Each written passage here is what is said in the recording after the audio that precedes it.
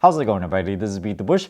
Today I'm going to compare this eufy E20 3-in-1 vacuum cleaner with kind of unlikely candidates. This Dyson V8 Absolute, which is a handheld, is not even a robotic vacuum, and this Roborock Q5 Max Plus. Full disclosure, this video is sponsored by eufy. This is actually the first time a robotic vacuum company integrated a handheld vacuum into a robotic vacuum.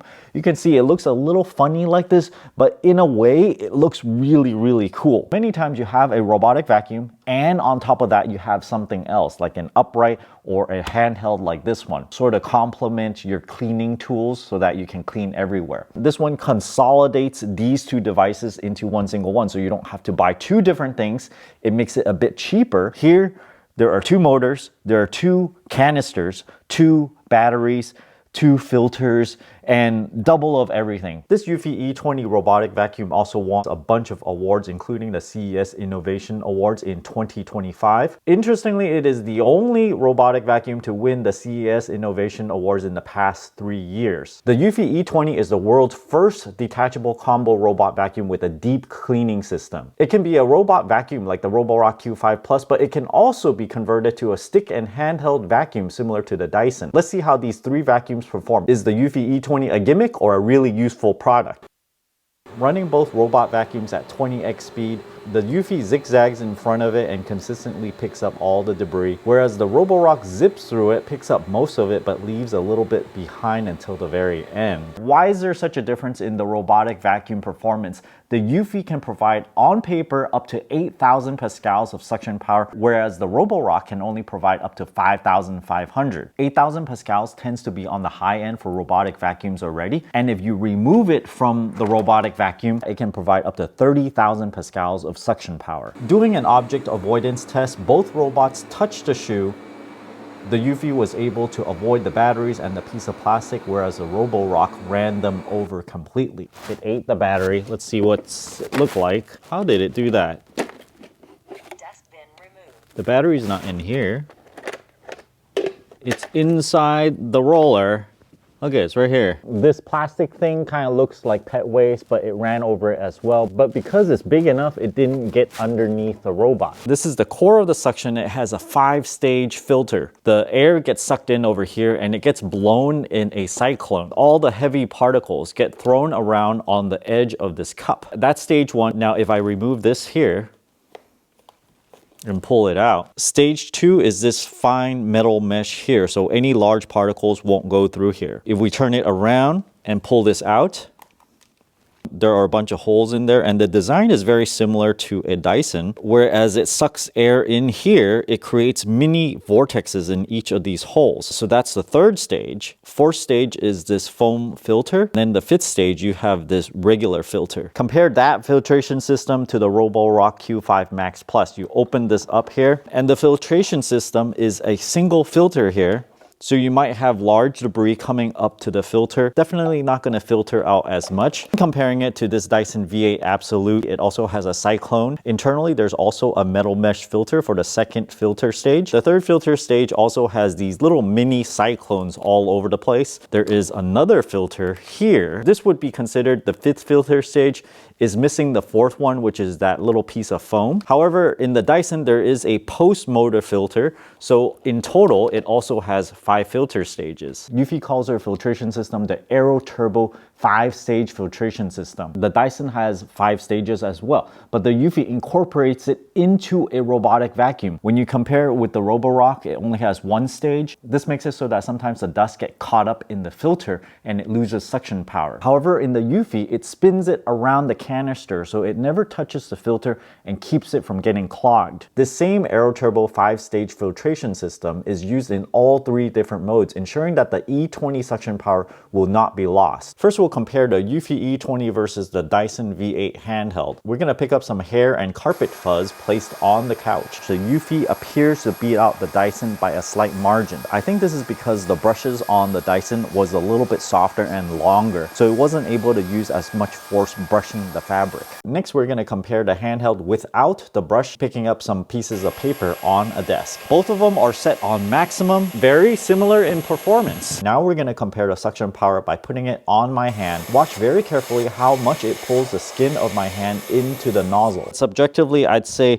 the sucking power are very similar. So it's actually very impressive they can even measure up to a Dyson Handheld. Now we're gonna compare the Handhelds with the crevice tool on my stairs with these little pieces of paper right in the corner. They perform very similarly, although on the Dyson, a little bit of paper got stuck in the holes on the side of the crevice tool. Now we're gonna compare the stick vacuum to pick up some hair that's really rubbed into the carpet. The eufy was able to pick up everything in one single pass, whereas the Dyson actually pushed some of the hairs further down instead. Let me show this again. You see? It pushed it down and then it just goes off the screen even. It seems like a little hairball tended to form right at the brushes. Whereas on the eufy, there's a little bit of tangled hair along the brushes, but nothing bunched up. And let me compare it to the non-fuzzy attachment. This is the regular one. This one performs more on par with the eufy. However, there's a little bit of hair that got caught up in the rolls here, just a little bit. Here there are pieces of oats on hard floor. This will test to see if it pushes any of the oats out of the way rather than sucking it in. Both the eufy and the Dyson perform similarly, picking up almost everything on a single pass. Vacuuming up all the crevices in the floor mat is a common thing I need to do. Here I placed a bunch of little pieces of paper, little pieces of dirt all over this floor mat. Now let's vacuum this doormat with a bunch of debris on it. Both the eufy and the Dyson are able to pick up everything on the first pass. The balance of this thing is actually pretty good because all the weight is below your hand. If you open up your hand, it just sort of hangs there, which makes it so that you don't actually have to grip it and twist it upwards. Like in this Dyson, if I just kind of let it go, it tends to want to point vertically downwards. So I have to grip it and use a little bit of force to turn it at a 45 degree. Considering they're similar in performance, the eufy weighs in at only 2 pounds, 14 ounces, whereas the V8 Absolute weighs in at 3 pounds, 8.6 ounces, roughly 10.6 ounces heavier. Eventually, you have to dump out a handheld vacuum, just like this, right there.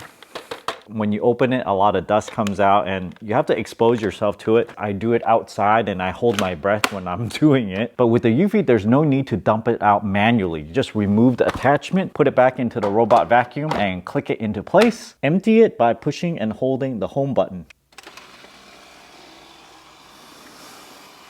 Notice that it backs itself back in. The debris is still in there. Start collecting dust.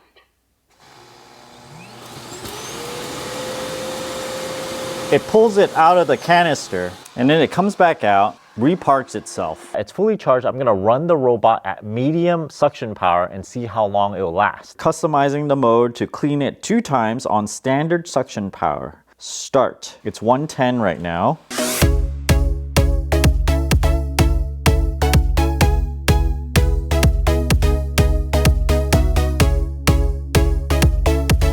The app says that it's drained down about 9% after running about 20 minutes and 38 seconds. If I extrapolate to drain the entire battery, it's gonna last about 229 minutes. On the spec sheet, it is rated for 180 minutes, so it definitely can last that long. Running the Roborock Q5 Max Plus for 18 minutes, I drained it a total of 15%. This translates to a battery life of around 120 minutes, about 60 minutes less than the eufy E20's rated 180 minutes. Now I'm going to turn the handheld on medium, setting 2 out of 4 and see how long it will last.